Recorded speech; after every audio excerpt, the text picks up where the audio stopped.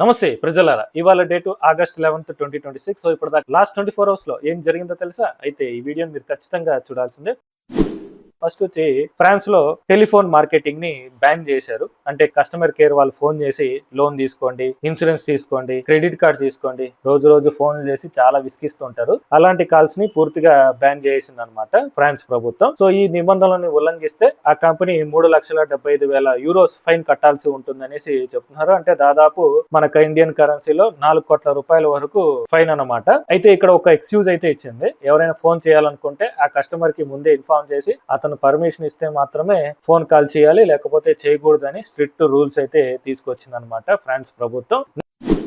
Next Russia నుంచి India వరకు train route రాబోతుంది. రష్యా నుంచి Turkmenistan, Uzbekistan, Iran via Afghanistan, Pakistan, నీకేమిస్తాన్, నాకేమిస్తాన్, పిఓజేకే నుంచి ఇండియా వరకు చేరేలాగా ఈ రూట్ అయితే ఉండబోతుంది అనేసి చెబుతున్నారు. దీంతో సముద్ర మార్గాల మీద ఆధారపడటం తగ్గి రష్యా నుంచే నేరుగా ఎక్స్పోర్ట్స్ అండ్ ఇంపోర్ట్స్ చేసుకోవచ్చు అని రష్యా ప్రతినిధి తెలియజేశారు. అయితే దీని మీద ఇంకా డిస్కషన్ జరగలేదు. ఇండియా కూడా ఇంకా స్పందించలేదు అనమాట.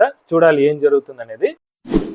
నెక్స్ట్ తమిళనాడు సీఎం విజయ్ అసెంబ్లీలో ఓ తీర్మానం చేశారు. రీసెంట్ గా కేంద్ర ప్రభుత్వం అధికారిక కార్యక్రమాల్లో వందే మాతరం తర్వాత జనగణమన, ఆ తర్వాత రాష్ట్ర గీతం పాడాలి అని ఒక నిబంధన అయితే తీసుకొచ్చింది. సో దీని గురించి తమిళనాడు అసెంబ్లీలో పెద్ద చర్చ అయితే జరిగిందనమాట. దీంతో తమిళ భాషని రాష్ట్ర సాంస్కృతిక హక్కుల రక్షణ కోసం ముందుగా తమిళ రాష్ట్ర గీతం పాడి తర్వాత వందే మాతరం, ఆ తర్వాత జనగణమన పాడాలి అని నిర్ణయించారు. అంటే వాళ్ళు ముందు మా స్టేట్, ఆ తర్వాత ఇండియా అని వాళ్ళు అంటున్నారు. మిగతా వాళ్ళు ముందు ఇండియా, ఆ తర్వాతే స్టేట్ అంటారు. సో వీళ్ళు మాత్రం కొంచెం డిఫరెంట్ అనమాట. వాళ్ళేంటో వాళ్ళ విధానాలు ఏంటో వాళ్ళకే అర్థం అవుతాయి కానీ మనకు అర్థం కావు. నెక్స్ట్ తమిళనాడులో సెప్టెంబర్ 1 నుంచి అన్ని దేవాలయాల్లో మొబైల్ ఫోన్ ఎంట్రీస్ ని బ్యాన్ చేశారు. అంటే మొబైల్ ఫోన్స్ ఎంట్రీ లేదనమాట. దీనికోసం అక్కడ సెపరేట్ కౌంటర్స్ కూడా ఏర్పాటు చేస్తామని చెప్పారు. కాకపోతే అది ఫ్రీ ఆఫ్ కాస్టా లేకపోతే డబ్బులు కట్టాలా అనేది మాత్రం చెప్పలేదన్నమాట. ఓన్లీ మొబైల్ ఫోన్స్ కి ఎంట్రీ లేదు అని మాత్రమే చెప్పారు. Next chief justice of India Surya Kant chief guest గా వస్తే కాలేజ్ లో మేము ఉండమని అంటున్న విద్యార్థులు. అసలు ఏం జరిగిందంటే నల్సల్ లా యూనివర్సిటీ ఆఫ్ హైదరాబాద్ లో గ్రాడ్యుయేషన్ డే జరగబోతుంది. ఆ ఈవెంట్ కి చీఫ్ గెస్ట్ గా సుప్రీంకోర్టు చీఫ్ జస్టిస్ అయిన సూర్యకాంత్ గారిని కాలేజ్ యాజమాన్యం ఆహ్వానించింది. సో ఇది తెలిసిన విద్యార్థులు దాదాపు 450 మంది విద్యార్థులు ఆయన చీఫ్ గెస్ట్ గా వస్తే మేము ఇక్కడ ఉండము, మా విలువలకు విరుద్ధంగా ఉన్న వ్యక్తి చేతుల మీదుగా డిగ్రీ అందుకోవడం మాకు ఇష్టం లేదు, సో ఆయన్ని ఆహ్వానించకండి అని 450 మంది స్టూడెంట్స్ కాలేజ్ యజమానులకి లెటర్ రాశారు. మరి చూడాలి యజమాన్యం ఎలాంటి డెసిషన్ తీసుకుంటుంది అనేది. నెక్స్ట్ ఛత్తీస్గఢ్ లో కొత్తగా రేషన్ ఏటీఎం ని లాంచ్ చేశారు. మామూలుగా డబుల్ ఏటీఎం ఎలా ఉంటుందో ఈ ఏటీఎం లో కూడా అలాగే ఉంటుంది. డీటెయిల్స్ ఎంటర్ చేసి బయోమెట్రిక్ పెడితే రైస్, చక్కెర వస్తుంది అనమాట. ఏ విధంగా ఏటీఎం లో డబ్బులు విత్డ్రా అవుతాయో ఆ విధంగా బియ్యం, చక్కెర విత్డ్రా చేసుకోవచ్చు. ప్రస్తుతానికి ఈ ఏటీఎం ని ఛత్తీస్గఢ్ లో మాత్రమే ఓపెన్ చేశారు. మిగతా రాష్ట్రాల్లో కూడా ఇలాంటివి వస్తాయా లేదా అనేది చూడాలి. నెక్స్ట్ కొలంబియాలో భారీ భూకంపం సంభవించింది. దాదాపు 7.4 తీవ్రతతో ప్రకంపనలు రావడంతో భారీ భవనాలు కుప్పకూలిపోయాయి. దీంతో 130 మందికి పైగా మరణించారు, 575 మందికి పైగా గాయపడ్డారనమాట. గతంలో ఇలానే వెనుజులా అలాగే జపాన్ లో కూడా ప్రకృతి విలయతాండం చేసింది. ఇప్పుడు కొలంబియాలో నెక్స్ట్ ఏ దేశం అనేది చూడాలి.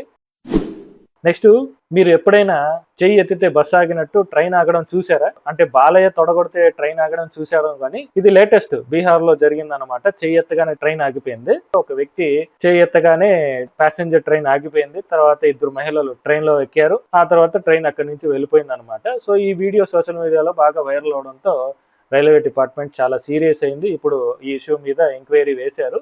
చూడాలి ఆ లోకో పైలట్ కి ఎలాంటి శిక్ష పడుతుంది అనేది. బాలయ్య ఫ్యాన్ అనుకుంటా, అందుకే చేయి ఎత్తగానే ట్రైన్ ఆగిపోయింది. జై బాలయ్య. సో దీని మీద మీ అభిప్రాయం ఏంటో కామెంట్ చేయండి. జై చెన్నకేశవ.